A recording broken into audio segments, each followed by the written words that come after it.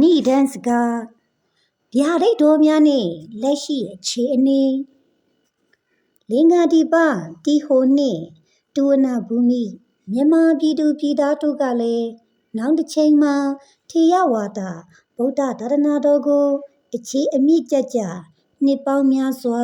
ထိမ့်သိမ်းဆောက်ရှောက်ကသာသနာဖြန့်ချီကြလိမ့်မယ်။မောက္ကလိပုတ္တ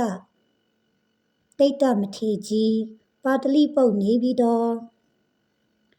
အရိယာတွေဖြစ်ဖို့အများကြီးကျန်နေသေးတယ်စွန့်လွန်ကူဆရာတော်နောက်အခါကတာတိကာရစုယူတောက်တဘုဒ္ဓဖြစ်ပြီးပါရမီရှိတဲ့ပုဂ္ဂိုလ်ထူးများပေါ်ပေါက်လာတော့အခါမနှစ်တပါးတည်းတပြိုင်နက်တည်းတမာဘတ်တွေရောတပင်းညင်တွေရောပူတိအားစသောဝိဇ္ဇာတွေရောအထူးမပွားများရဘဲနဲ့လည်းရနိုင်တယ်အဲဒီအခါမှာအပင်းညင်တွေ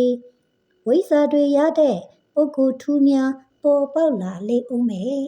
ညောင်လွန့်တော်ရစေရတော့သာသနာတော်ကြီးကတော့အလွန်ကိုအားရစေရာကောင်းတယ်တနည်းတော့ဖြင့်နိုင်ငံအသီးသီးလူမျိုးကြားဘာသာကြားတွေဟာဒီကတည်င်းတွေကြားကြလိမ့်မယ်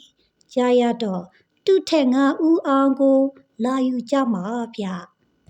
လက်တွေ့လှုပ်ကြည့်တော့သူတို့အတိုင်းမသိဝမ်းသာကြလိမ့်မယ်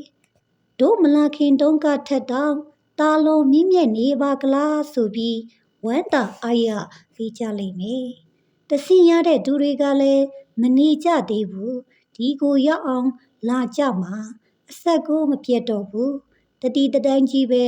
အင်းရှင်တွေကလည်းသူတို့လိုချင်တာပေးနိုင်အောင်လုပ်ကြရလိမ့်မယ်